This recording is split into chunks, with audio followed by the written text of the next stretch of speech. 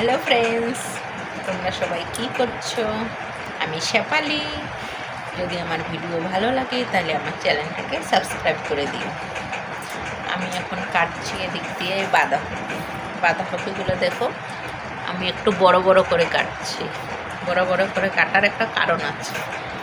এই একটা সবজি বানাবো, এই সবজিটা বানানোর জন্য একটু বড় বড় করে কাটতে হবে, ওই জন্য এটা আমি বড় বড় করে কেটেছি। আর এদিক দিয়ে ভাবছি কি বানাবো।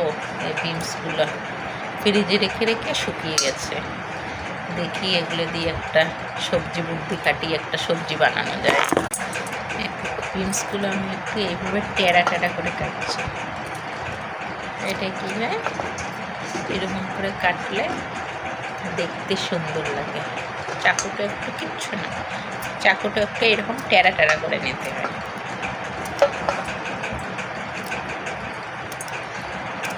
এইভাবে করে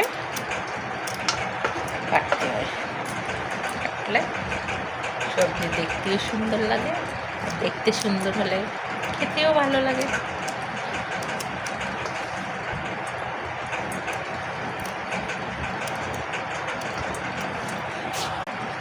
বিনস কাটা হয়ে গেছে, তখন শিমলা মির্চও কেটে নিয়েছে। এখন কটা মটর ছিলছি।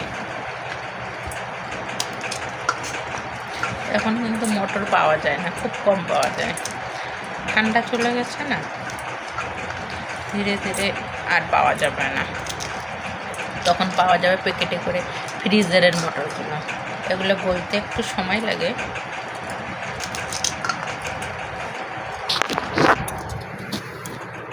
Bye bye.